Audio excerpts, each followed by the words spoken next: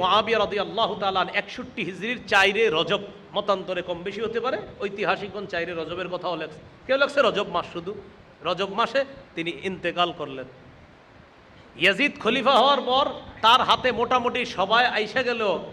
মক্কা মদিনার সাহাবায়ে কেরাম যখন বায়াত হয় না, তখন সে চিন্তা করলো ওনারা যদি বায়াত না হয় তো আমি খলিফা হইয়া আল্লাহ বইল কি। ইয়াজিদ চিন্তা করলো যে মক্কা মদিনা যদি আমার বিরোধিতা থাকে তো আমার তো আর এই নেতার কোনো মূল্য রইল না। এজন্য ইয়াজিদ নজর দিল মক্কা মদিনায়।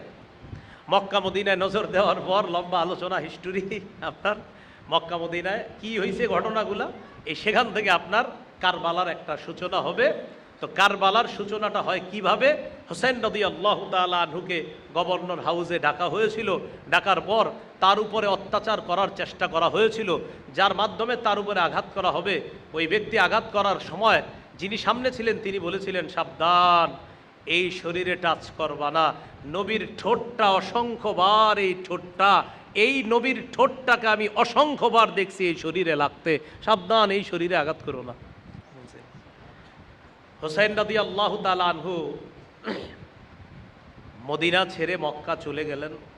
আব্দুল্লাহ ইবনে জুবায়ের রাদিয়াল্লাহু তাআলা আনহু গেলেন।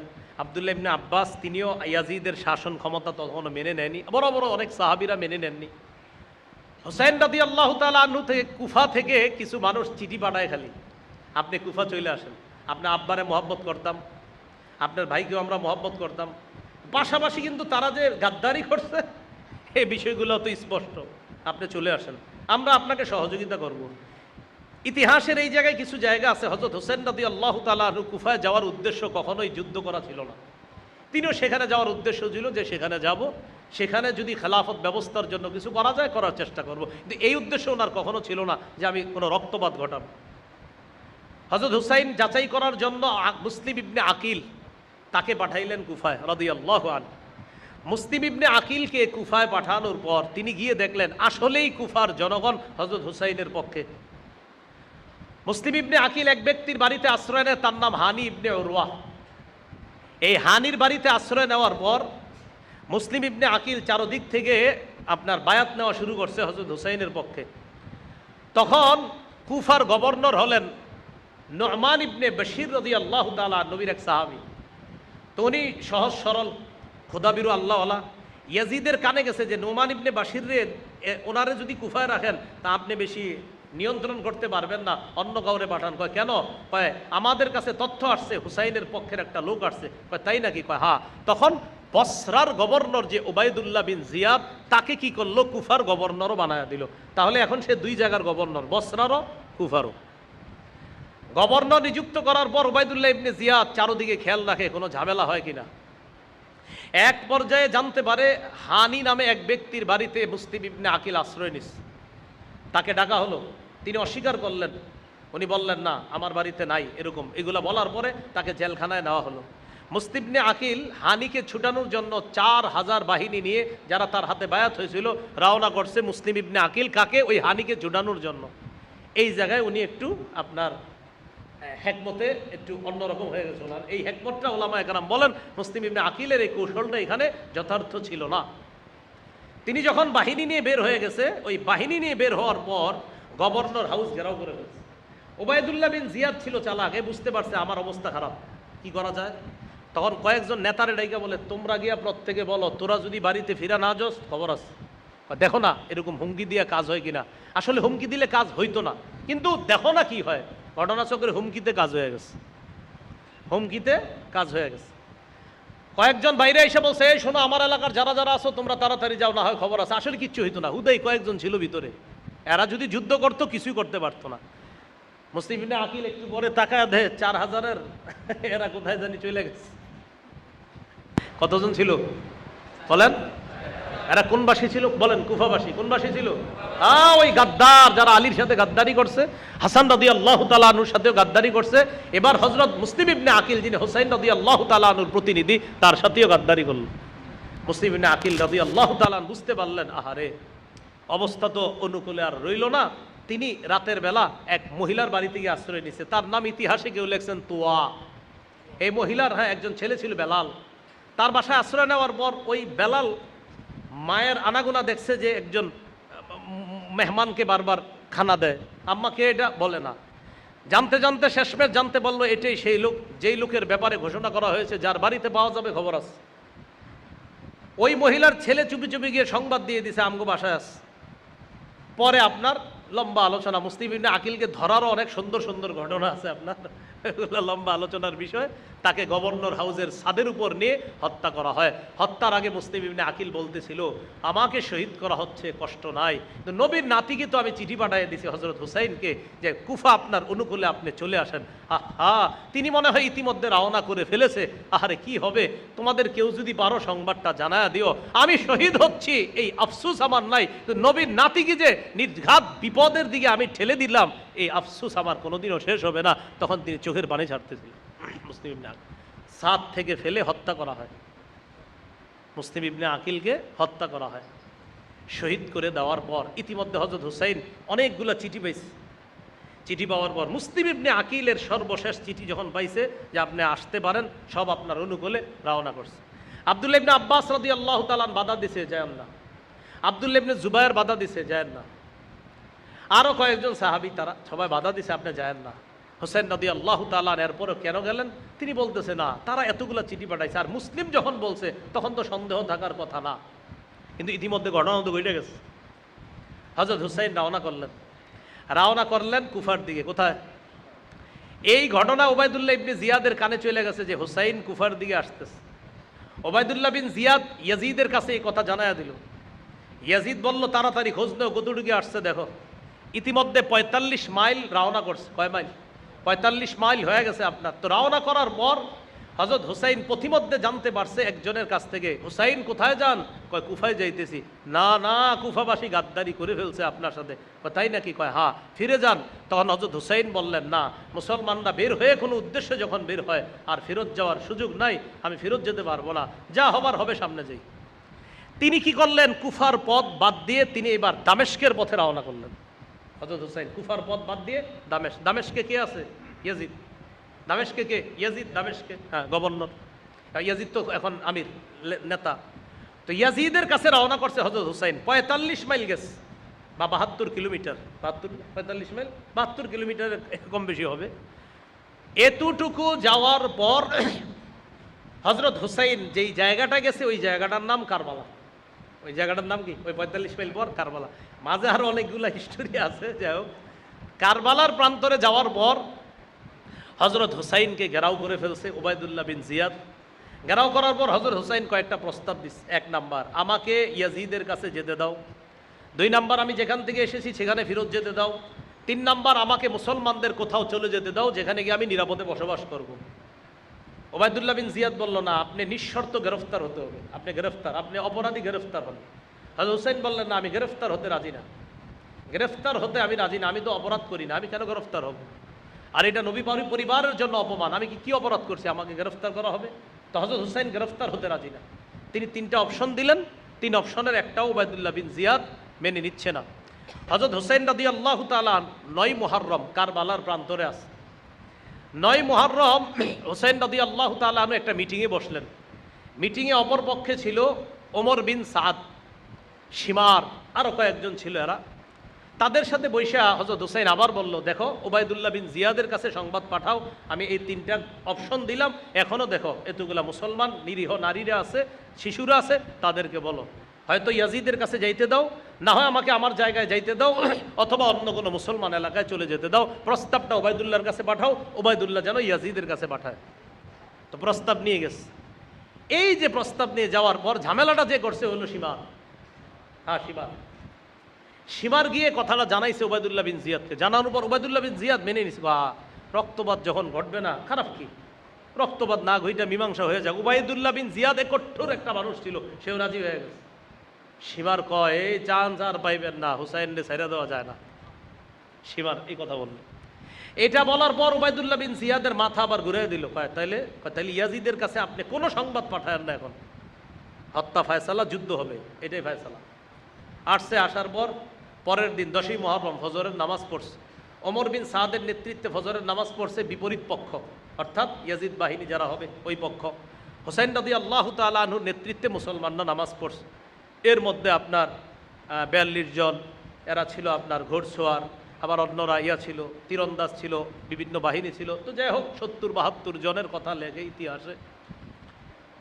হুসাইন রাদিয়াল্লাহু তাআলা আনহু ফজরের নামাজ আদায় করার আগে রাতের বেলা ওই দিন ঘুমিয়েছিলেন।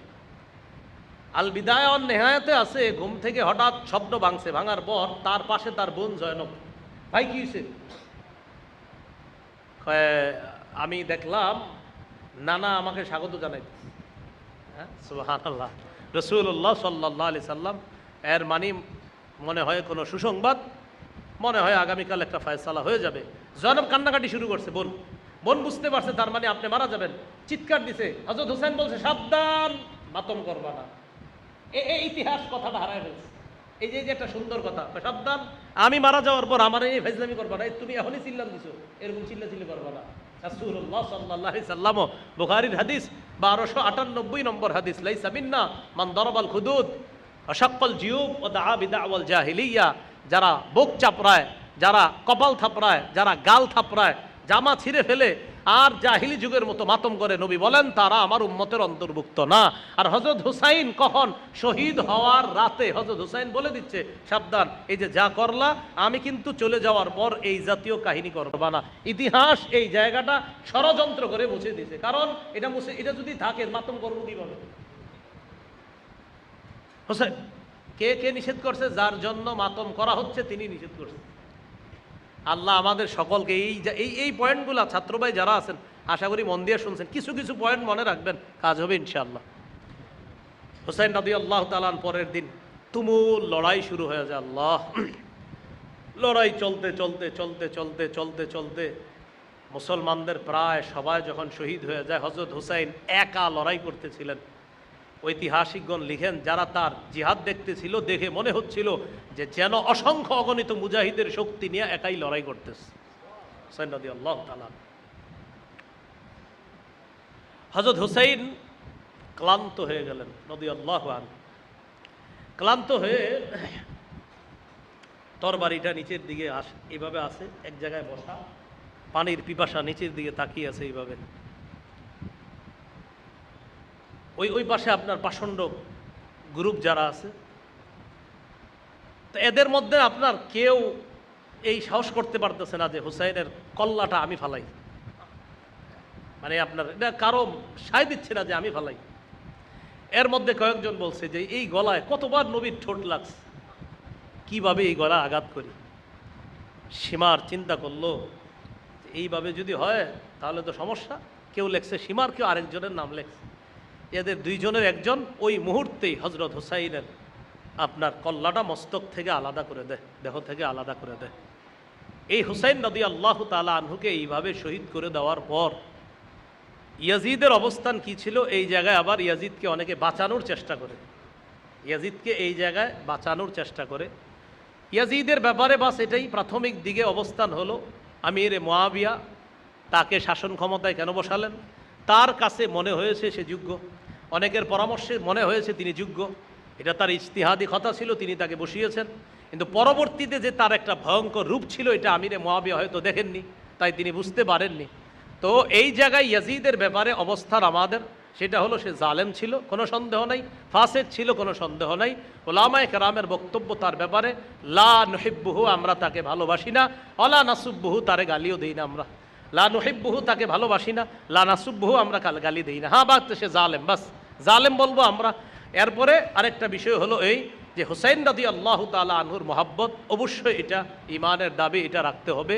বাকি এই কথা মনে রাখা, হুসাইন রাদিয়াল্লাহু তাআলা আনহুর মহাব্বত, ভালোবাসা, এটা প্রকাশ করতে গিয়ে শরীয়ত বহির্ভূত কোনো কাজ আমাদের দ্বারা যেন না হয়। যেমন ওই যে গলা থাপড়ানো, গাল চাপড়ানো, শরীরে আঘাত করা, বুকে আঘাত করা, এইগুলা থেকে আমরা বেঁচে থাকার চেষ্টা করব।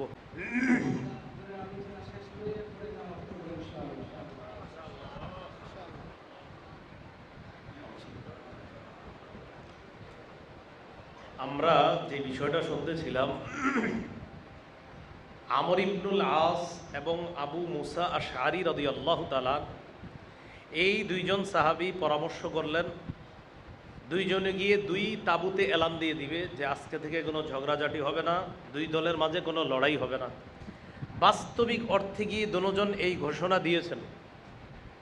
তো মানুষ তো অনেক, আপনার এত মাইকের ব্যবস্থা ছিল না, সাবাই যারা আছে এই তারা কি করলো, আপনার তারা একটা খবর চাউর করে দিল, এইভাবে আপনার ছড়ায় দিল যে আমর ইবনুল আস যেই কথা বলার দরকার সেটা বলে নাই। না বইলা কি বলছে, কয় না আর আলী রাদিয়াল্লাহু তাআলা আনহু মানেন নাই, তিনি যুদ্ধ চালায় যাইতে চায়, আমর নাকি এই কথা বলছে আলীর নামে। এটা সাবাইরা প্রচার করলো, আরো কিছু কিছু কথা তার নামে বানিয়ে প্রচার করলো। অবশেষে আপনার হযরত আলী আর মুয়াবিয়ার মাঝে যেই কোনো ভাবে হোক যুদ্ধটা বন্ধ হয়। যুদ্ধ বন্ধ হওয়ার পর সন্ধি করার সময় আলী রাদিয়াল্লাহু তাআলা আনহু বলছে যে কোরআন, এই কোরআন অনুযায়ী ফয়সালা হবেই। তো যেদিন সন্ধি করছে, সালিশ হয়েছে, মিটিংয়ের মধ্যে হযরত আলীর সাথে আশেপাশে যারা ছিল, এর মধ্যে ওই সাবাই গোষ্ঠী যারা, এরাও ছিল। মিটিং শেষ হওয়ার পর তারা প্রচার করতে লাগলো আলী হলেন আল্লাহর পক্ষ থেকে একজন ইমাম, আলীর ইমামত যে না মানবে সে কাফের। আলীর ইমামত যে না মানবে সে কি? তো বইলা বলতে লাগলো যে মুআবিয়া যেহেতু আলীর ইমামত এখনো মেনে নিচ্ছে না, বায়াত হচ্ছে না, মুআবিয়া কাফের। নাউজুবিল্লাহ পড়েন। নবীজির একজন সাহাবীকে কাফের বলে ফেললো। এবার দেখেন কি কয়, হযরত আলীকে তারা বলতে লাগলো আলী তুমিও তওবা করো। আলী আলী আল্লাহর পক্ষ থেকে ইমাম, এবার ইমাম সাহেবের কয় তওবা করো। কেন? আপনি কেন মুআবিয়ার সাথে সন্ধিতে গেলেন? আপনি কেন সালিশের মধ্যে গিয়ে আপনি সব কিছু সহজে মেনে নিলেন কেন? এই জন্য আপনি কাজটা ঠিক করেন নাই। আমরা ওই সময় সমর্থন দিছি, কাজ ঠিক করি নাই, আমরা তওবা করে ফেলছি, আপনিও তওবা করেন। হযরত আলীকে বলতেছে। হযরত আলী রাদিয়াল্লাহু তাআলা আনহুর ব্যাপারে এবার তারা বলতে লাগলো আলী তওবা না করলে ফাসেক। কেউ কেউ বলে ফেলতে লাগলো আলী যদি তওবা না করে কাফের। তাহলে এবার কয়জন রে বললো? দুইজন রে। তো একদল তারা বলল, তারা কি একই দল, তারা বলল মুআবিয়া আলীর ইমামত না মানার কারণে আমিরে মুআবিয়া হলো কাফের, আর হযরত আলী যদি তার এই অবস্থান থেকে ফিরে না আসে আর তওবা না করে তাহলে আলী ফাসেক। আর কেউ কেউ বাড়ায়া বলল কাফের। এই কথা বলার পর তারা হযরত আলী রাদিয়াল্লাহু তাআলা আনহুর দল ছেড়ে চলে যায়, তারা দল থেকে বের হয়ে যায়। বের হওয়ার আরবি খরজা ইয়াখরুজু, খুরুজ, এখান থেকে খারেজি। এখান থেকে কি? তাহলে জঙ্গে জামাল, জঙ্গে সিফিন, এরপর খারেজি। মজার বিষয় কি জানেন? বর্তমান জামানায় অনেক মানুষ বলে কয় খারিজিরা মুআবিয়ার অনুসারী, অথচ দেখেন আপনি হযরত আলী রাদিয়াল্লাহু তাআলা আনহুর একদল অনুসারী, তারাই হযরত আমির মুআবিয়াকে কাফের বলল, হযরত আলীকে ফাসেক, শেষ পর্যন্ত কাফের বলে বের হয়ে গেল। বের হওয়ার আরবি খুরুজ, সেখান থেকে খারিজি। এবার এই খারিজিরা আপনার নতুন ষড়যন্ত্র শুরু করলো। পুরা নীরব, সবাই আপনার স্টপ হয়ে গেছে, কেউ আর জিহাদ করে না মুসলমানরা। এখন খারিজিরা খালি জ্বালায়। হযরত আলী তাদেরকে কয়েক জায়গায় শোচনীয়ভাবে সাইজ করছে, কিন্তু এদের জ্বালানো শেষ হয় না। এক পর্যায়ে খারিজিরা একটা মিটিং করে কি মুসলমান তো আবার একতাবদ্ধ হয়ে যাচ্ছে, আর একতাবদ্ধ হওয়ার ক্ষেত্রে মুসলমান তিনজন ব্যক্তিকে প্রধান হিসাবে রাখতেছে। কয়জন? সারা পৃথিবীতে তখন মুসলমান তিনজন ব্যক্তিকে প্রধান হিসাবে রাখা আবার মুসলমান এক হওয়ার একটা চেষ্টা চলতেছে। এই তিনজনের নামটা মনে রাখবেন, হযরত আলী, আমিরে মুআবিয়া, আমর ইবনুল আস রাদিয়াল্লাহু তাআলা। হযরত আলী হলেন কুফায়, আমিরে মুআবিয়া দামেশকে, আর আমর ইবনুল আস হলেন মিশরে। মিশর কিন্তু উনি বিজয় করছে, আমর ইবনুল আস রাদিয়াল্লাহু তাআলা। তাহলে এই তিনজন সারা পৃথিবীতে আবার একত্রিত করার একটা চেষ্টা চলতেছে মুসলমানদেরকে। খারিজি আর ওই সাবাইরা চিন্তা করলো তাহলে তো আবার আগের মতো হয়ে যাইতেছে অবস্থা, এক হতে দেওয়া যাবে না। কি করা যায়? এই তিনজনকে মেরে ফেলি, হযরত আলীকে শহীদ করে দেই, হযরত আমিরে মুআবিয়াকে শহীদ করে দেই, আর আমর ইবনুল আসকে শহীদ করে দেই। পরামর্শ যেমন, বাস সেই অনুযায়ী কাজ শুরু হয়ে গেল। পরামর্শ মোতাবেক আলী রাদিয়াল্লাহু তাআলা আনহুকে হত্যা করার জন্য এক ব্যক্তিকে নিযুক্ত করা হলো, তার নাম আব্দুর রহমান ইবনে মুলজিম। কি নাম? আব্দুর রহমান ইবনে মুলজিম। আমর ইবনুল আসকে হত্যা করার জন্য যাকে নির্ধারণ করা হলো তার নামও আমর। তার নামও কি? আমর। আর হযরত আমির মুআবিয়াকে হত্যা করার জন্য যাকে নির্ধারণ করা হলো তার নাম হলো আপনার ইবনে আব্দুল্লাহ। কেউ লেখেন বারক ইবনে আব্দুল্লাহ, কেউ আবার অন্য একটা নাম লেখে, বাকি ইবনে আব্দুল্লাহ ঠিক। আর আমর ইবনুল আসকে যে হত্যা করবে তার নাম আমর ইবনে আবি বকর, মানে আমর ইবনে বকর, তার পুরো নাম কি? তাহলে তিনজনকে হত্যা করবে তিনজন। এই তিনজন আবার মিটিংয়ে বসছে এক জায়গায়, যে তিনজন তিন সাহাবীকে হত্যা করবে। এই তিনজনের মিটিং হয়েছে মক্কায়। কোথায়? মক্কায়। তিনজন, কি সুন্দর মিটিং! রাসূলের তিন সাহাবীরা হত্যা করবে, এরা মিটিং করতে গেছে মক্কায়। আব্দুর রহমান ইবনে মুলজিম, আব্দুর রহমান ইবনে মুলজিম, আমর ইবনে বকর, আর হলো আপনার ওই যে বার্ক ইবনে আব্দুল্লাহ, এই তিনজন মক্কায় আপনার পরামর্শ করলো কিভাবে মারা যায়। আচ্ছা, তো কে কারে মারবে নির্ধারণ করা হলো। আব্দুর রহমান ইবনে মুলজিম বলল, আলীরে আমি মারবো রাদিয়াল্লাহু আনহু। আচ্ছা, আর আমর ইবনে বকর বলে, আমি আমর ইবনুল আসকে মারবো। আর যে ছিল বার্ক ইবনে আব্দুল্লাহ, সে বলল, আমি আমিরে মুআবিয়াকে মারবো। ঠিক আছে, নিয়ম অনুযায়ী তিনজন তিন এলাকায় চলে গেল। নির্ধারণ করা হলো রমজান মাসকে, 17ই রমজান বা 21শে রমজান, একই রাতে তিনজনকে হত্যা করা হবে তিন এলাকায়, একজনকে মিশরে, আরেকজনকে দামেস্কে, আরেকজনকে কুফায়। 17 রমজান, 21শে রমজান। কি মিটিং, সুন্দর মিটিং করার পর ঠিকই আপনার ওই একই তারিখে 17ই রমজান বা 21শে রমজান রাতের বেলা ওত পেতে বসে আছে সবাই। এর মধ্যে মিশরের আমর ইবনুল আস রাদিয়াল্লাহু তাআলা আনহু সৌভাগ্যক্রমে সেদিন অসুস্থ হয়ে গেছে, ফজর পড়াইতে আসেনি।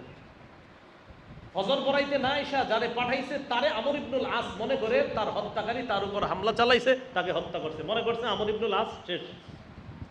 কিন্তু আল্লাহ তাআলা ওই যে সৌভাগ্যক্রমে তাকে আল্লাহ বাঁচিয়ে দিয়েছেন। দামেশকে আমিরে মুআবিয়াকে যে হামলা চালাবে তার উপর হামলা চালিয়েছে বার্ক ইবনে আব্দুল্লাহ। হামলা চালানোর পর আমিরে মুআবিয়াকে আপনার সঠিকভাবে হামলাটা না করতে পারার কারণে তিনি আহত হয়েছেন, কিন্তু নিহত হন, আহত হয়েছে, নিহত হন। কুফায় আলী রাদিয়াল্লাহু তাআলা আনহু ফজরের নামাজের আপনার ওই সময় আলীর উপরে হামলা করছে আব্দুর রহমান ইবনে মুলজিম, হযরত আলীকে শহীদ করে দিচ্ছে। আলী রাদিয়াল্লাহু তাআলা আনহুকে শহীদ করা হয়। আলী রাদিয়াল্লাহু তাআলা আনহুকে শহীদ করে দেওয়ার পর কুফার জনগণ, অর্থাৎ শিয়ানে আলী যাদেরকে বলা হয়, শিয়ানে আলী, এরাই শিয়া আর কি, শিয়ানে আলী, তারা হযরত হাসানকে খলিফা বানালো। হাসান রাদিয়াল্লাহু তাআলা যোগ্যতায়, বিচক্ষণতায়, তাকওয়া, খোদাবিরু সব দিক থেকে তিনি এগিয়েছিলেন, বাস তাকে খলিফা বানানো ঠিক ছিল। হযরত হাসানকে খলিফা বানানোর পর একদল শিয়া খালি ফুসলায় হোসায় মুআবিয়ার বিরুদ্ধে যুদ্ধ করে চলে। কার কেন যুদ্ধ করবে, কার চলেন যুদ্ধ করবে, খালি খোসায়। হযরত হাসান বললেন না।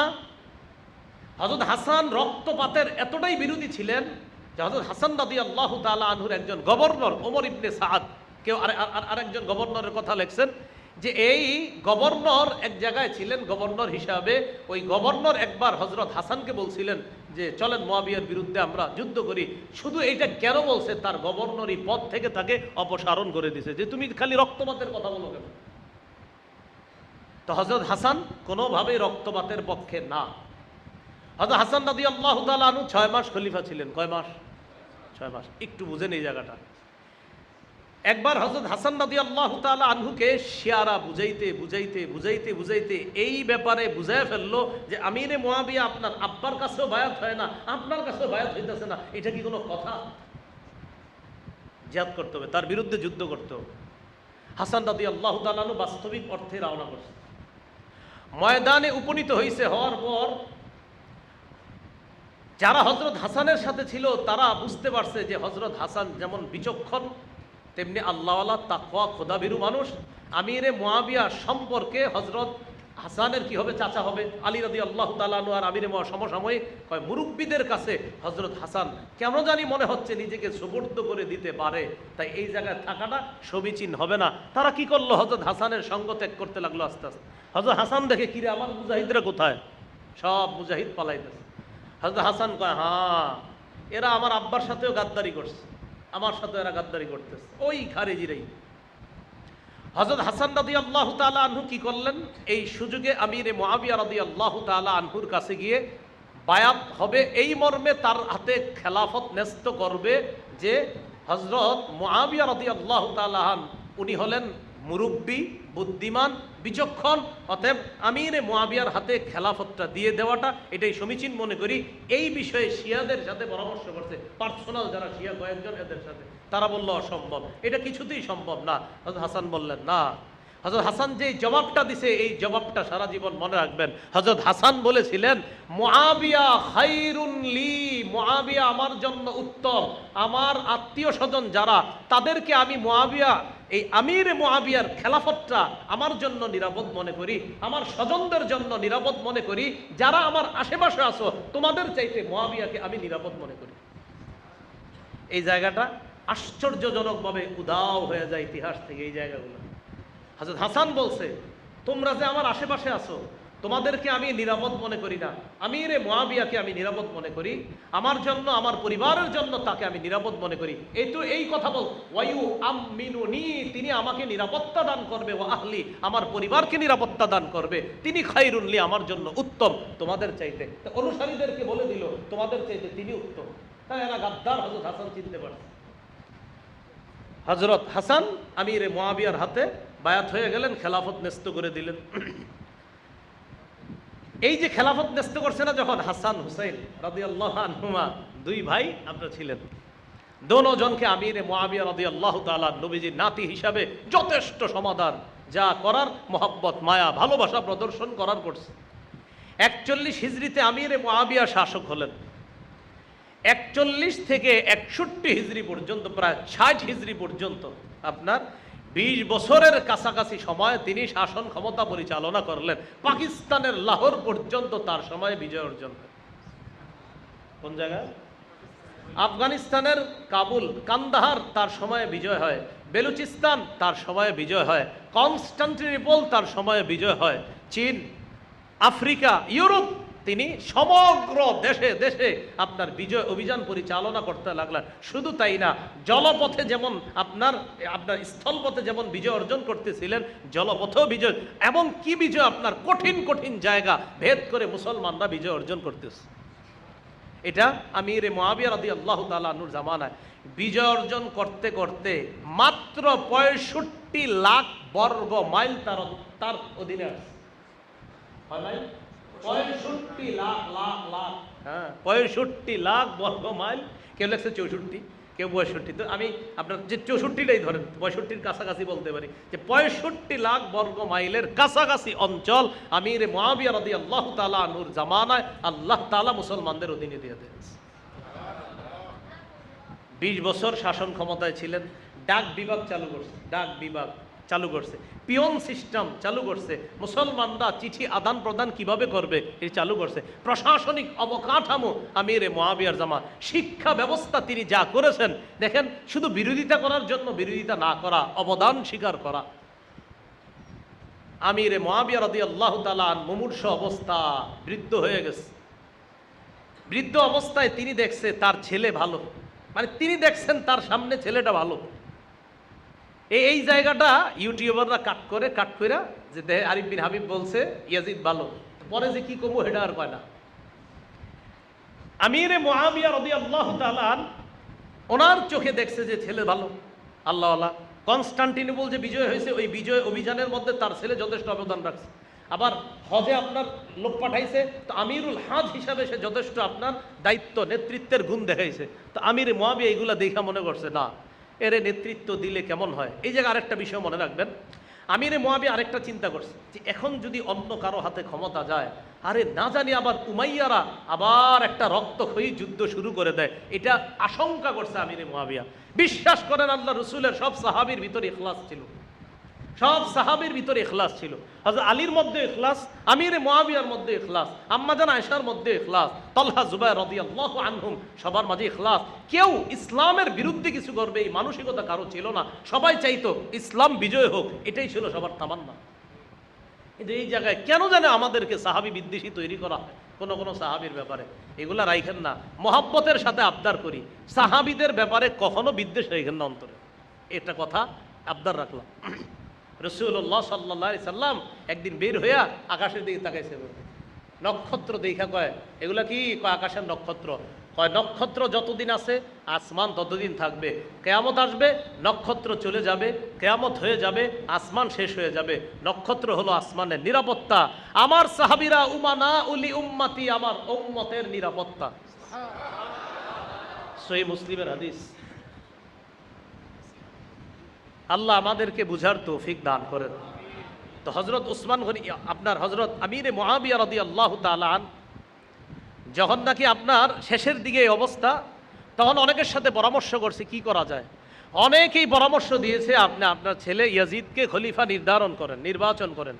তো তিনি নিজেও দেখলেন যে এ বিভিন্ন জায়গায় নেতৃত্ব দিয়েছে, ঠিক আছে, নেতৃত্ব গুণ আছে ভালো, এটা তার কাছে মনে হয়েছে। বাকি ওলামায়ে হজরত বলেন যে এখানেও আমিরে মুআবিয়ার ইজতিহাদি খতা ছিল। এটাও কি ছিল? ইজতিহাদি খতা। বাস আমরা ইজতিহাদি খতাটাকে ওলামায়ে হজরত ইজতিহাদি খতাই বলবার, ছাত্র সমাজ এখানে ইজতিহাদি খতা, বাস এতটুকুই। কারণ অনেক আল্লাহওয়ালা খোদা বিরু সাহাবা একরাম ছিলেন, কোনো সন্দেহ নাই। আবার অনেকে সমর্থন করছেন, না ও পারবে, দেন। তা আমিরে মুআবিয়া রাদিয়াল্লাহু তাআলা আন তাকে নেতৃত্ব দিয়ে অনেকগুলো ওয়াজ করছে, এতগুলো উপদেশ দিছে। এই উপদেশগুলা আপনি ওই যারা মুআবিয়া রাদিয়াল্লাহু আনহু বিরোধিতা করে একজনের কিতাবেও পাইবেন না। উপদেশগুলো উনি যে উপদেশ দিছে তার সন্তানকে, 1 নাম্বার উপদেশ দিছে আল্লাহরে ভয় করবা। এই উপদেশগুলোর মধ্যে একটা উপদেশ, মুরব্বীদের পরামর্শ ছাড়া কাজ করবা না, মুরব্বী সাহাবায়ে কেরামের বিরোধিতা করবা না, এটা বলছে। আরেকটা বলছে, সাবধান, রাসূল সাল্লাল্লাহু আলাইহি সাল্লামের নাতি, রাসূলের পরিবার কোনোভাবে তোমার দ্বারা যেন কখনো আক্রান্ত না হয়। এই কথাগুলো আমিরে মুআবিয়ার ওসিয়ত। আমিরে মুআবিয়া রাদিয়াল্লাহু তাআলা 61 হিজরির 4 রজব, মতান্তরে কম বেশি হতে পারে, ঐতিহাসিক কোন 4 রজবের কথাও লেখছে, কেউ লেখছে রজব মাস, শুধু রজব মাসে তিনি ইন্তেকাল করলেন। ইয়াজিদ খলিফা হওয়ার পর তার হাতে মোটামুটি সবাই আইসা গেল। মক্কা মদিনার সাহাবায়ে কেরাম যখন বায়াত হয় না, তখন সে চিন্তা করলো ওনারা যদি বায়াত না হয় তো আমি খলিফা হইয়া আল্লাহ বইল কি। ইয়াজিদ চিন্তা করলো যে মক্কা মদিনা যদি আমার বিরোধিতা থাকে তো আমার তো আর এই নেতার কোনো মূল্য রইল না। এই জন্য ইয়াজিদ নজর দিল মক্কা মদিনায়।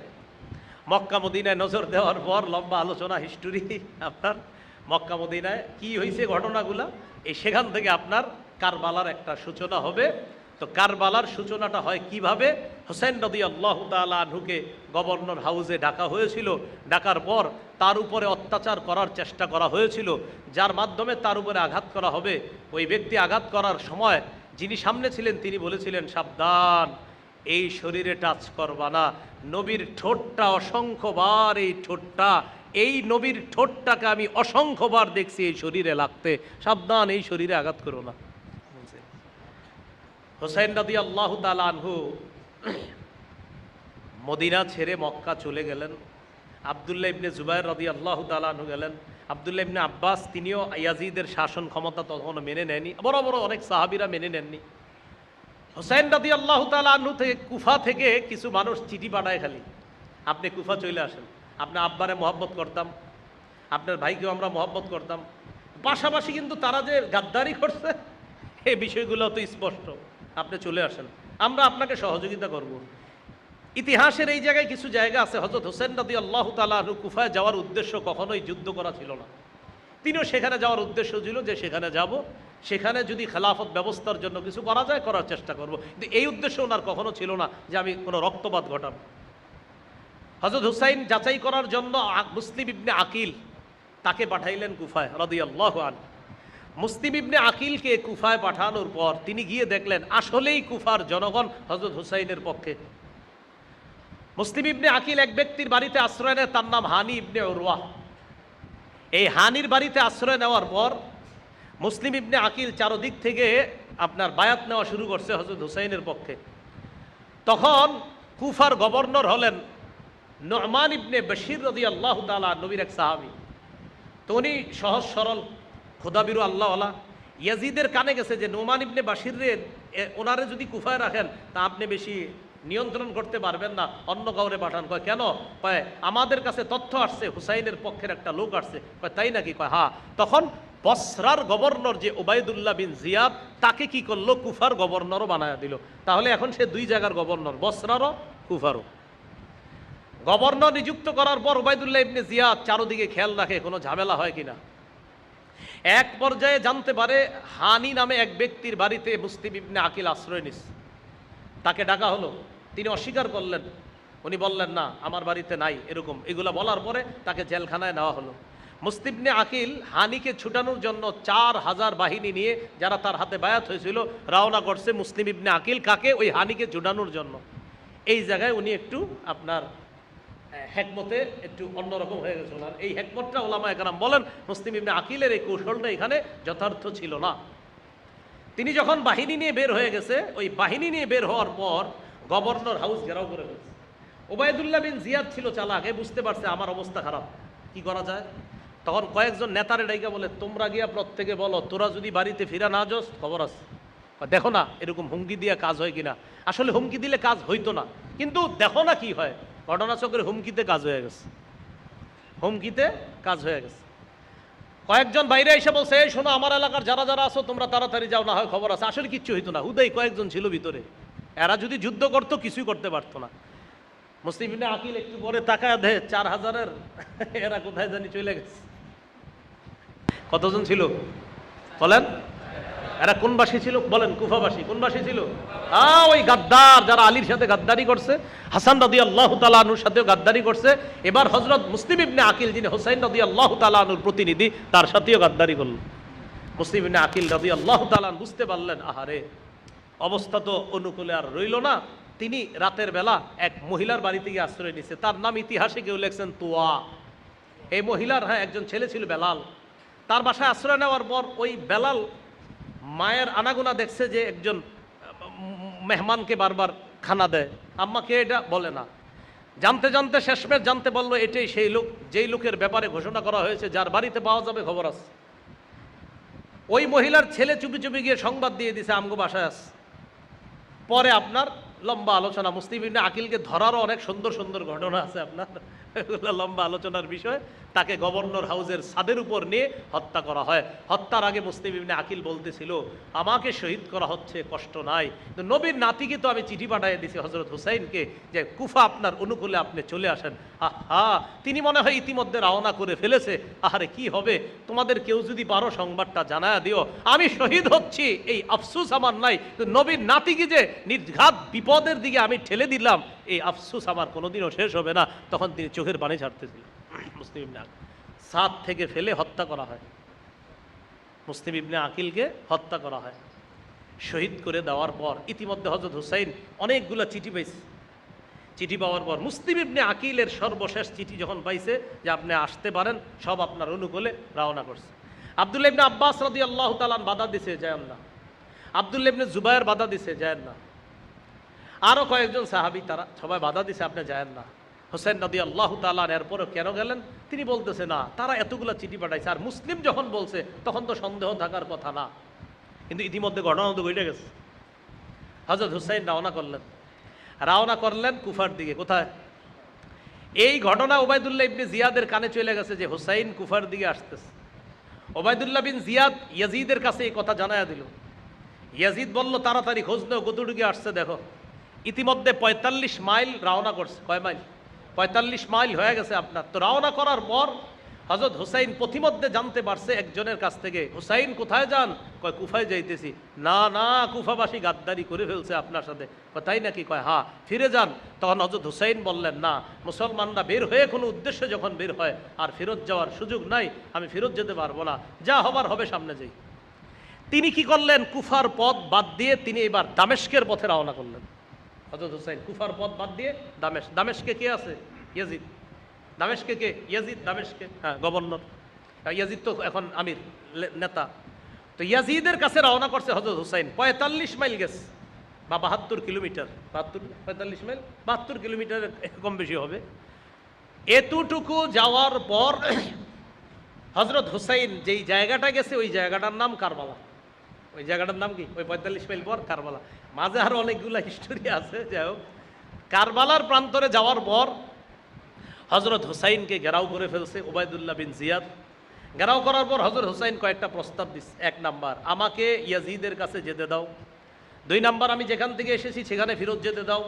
3 নাম্বার, আমাকে মুসলমানদের কোথাও চলে যেতে দাও যেখানে গিয়ে আমি নিরাপদে বসবাস করব। ওবায়দুল্লাহ বিন জিয়াদ বলল, না, আপনি নিঃশর্ত গ্রেফতার হতে হবে। আপনি গ্রেফতার, আপনি অপরাধী, গ্রেফতার হন। হযরত হুসাইন বললেন, না, আমি গ্রেফতার হতে রাজি না। গ্রেফতার হতে আমি রাজি না, আমি তো অপরাধ করি না, আমি কেন গ্রেফতার হব? আর এটা নবী পরিবারের জন্য অপমান। আমি কি অপরাধ করছি আমাকে গ্রেফতার করা হবে? তো হযরত হুসাইন গ্রেফতার হতে রাজি না। তিনি 3টা অপশন দিলেন। 3 অপশনের একটাও ওবায়দুল্লাহ বিন জিয়াদ মেনে নিচ্ছে না। হযরত হুসাইন রাদিয়াল্লাহু তাআলা 9 মুহররম কারবালার প্রান্তরে আছে। 9 মুহররম হুসাইন রাদিয়াল্লাহু তাআলা একটা মিটিংয়ে বসলেন।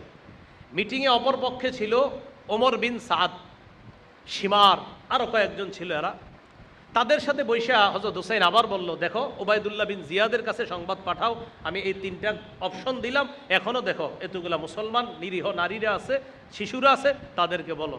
হয়তো ইয়াজিদের কাছে যাইতে দাও, না হয় আমাকে আমার জায়গায় যাইতে দাও, অথবা অন্য কোনো মুসলমান এলাকায় চলে যেতে দাও। প্রস্তাবটা ওবায়দুল্লাহর কাছে পাঠাও, ওবায়দুল্লাহ যেন ইয়াজিদের কাছে পাঠায়। তো প্রস্তাব নিয়ে গেছে। এই যে প্রস্তাব নিয়ে যাওয়ার পর ঝামেলাটা যে করছে হলো সীমার। হ্যাঁ, সীমার গিয়ে কথাটা জানাইছে ওবায়দুল্লাহ বিন জিয়াদকে। জানানোর পর ওবায়দুল্লাহ বিন জিয়াদ মেনে নিছে, বা রক্তপাত যখন ঘটবে না, খারাপ কি, রক্তপাত না ঘইটা মীমাংসা হয়ে যাক। ওবায়দুল্লাহ বিন জিয়াদ কঠোর একটা মানুষ ছিল, সেও রাজি হয়ে গেছে। সীমার কয়, এই চান্স আর পাইবেন না, হুসাইনকে ছেড়ে দেওয়া যায় না। সীমার এই কথা বলল। এটা বলার পর ওবায়দুল্লাহ বিন জিয়াদের মাথা আবার ঘুরে দিল। তাইলে ইয়াজিদের কাছে আপনি কোনো সংবাদ পাঠায়েন না, এখন হত্যা ফায়সালা, যুদ্ধ হবে, এটাই ফায়সালা। আসছে, আসার পর পরের দিন 10ই মুহররম ফজরের নামাজ পড়ছে। ওমর বিন সাদের নেতৃত্বে ফজরের নামাজ পড়ছে বিপরীত পক্ষ, অর্থাৎ ইয়াজিদ বাহিনী যারা হবে ওই পক্ষ। হোসাইন রাদিয়াল্লাহু তাআলা আনহুর নেতৃত্বে মুসলমানরা নামাজ পড়ছে। এর মধ্যে আপনার 42 জন, এরা ছিল আপনার ঘোড়সওয়ার, আবার অন্যরা ছিল, তীরন্দাজ ছিল, বিভিন্ন বাহিনী ছিল। তো যাই হোক, 70-72 জনের কথা লেগে ইতিহাসে। হুসাইন রাদিয়াল্লাহু তাআলা আনহু ফজরের নামাজ আদায় করার আগে রাতের বেলা ওই দিন ঘুমিয়েছিলেন। আল বিদায়া ওয়ান নেহায়াতে আছে, ঘুম থেকে হঠাৎ স্বপ্ন ভাঙছে। ভাঙার পর তার পাশে তার বোন জয়নব। ভাই কি হয়েছে? আমি দেখলাম নানা আমাকে স্বাগত জানাইতেছে। হ্যাঁ, সুবহানাল্লাহ। রাসূলুল্লাহ সাল্লাল্লাহু আলাইহি সাল্লাম, এর মানে মনে হয় কোনো সুসংবাদ, মনে হয় আগামীকাল একটা ফয়সালা হয়ে যাবে। জয়নব কান্নাকাটি শুরু করছে। বোন বুঝতে পারছে তার মানে আপনি মারা যাবেন, চিৎকার দিছে। হযরত হুসাইন বলছে, সাবধান, মাতম করবা না। এই ইতিহাস কথাটা হারায় ফেলছে। এই যে একটা সুন্দর কথা, সাবধান, আমি মারা যাওয়ার পর আমার এই ফাইজলামি করবা না, তুমি এখনই চিল্লান দিছো, এরকম চিল্লাচিল্লি করবা না। রাসূলুল্লাহ সাল্লাল্লাহু আলাইহি সাল্লাম, বুখারীর হাদিস 1298 নম্বর হাদিস, লাইসা মিন্না মান দারাবাল খুদুদ ওয়া শাক্কাল জিয়ুব ওয়া দাআ বিদাওয়াল জাহিলিয়া। যারা বুক চাপড়ায়, যারা কপাল থাপড়ায়, যারা গাল থাপড়ায়, জামা ছিঁড়ে ফেলে আর জাহিলি যুগের মতো মাতম করে, নবী বলেন তারা আমার উম্মতের অন্তর্ভুক্ত না। আর হযরত হুসাইন কখন? শহীদ হওয়ার রাতে হযরত হুসাইন বলে দিচ্ছে, সাবধান, এই যে যা করলা, আমি কিন্তু চলে যাওয়ার পর এই জাতীয় কাহিনী করব।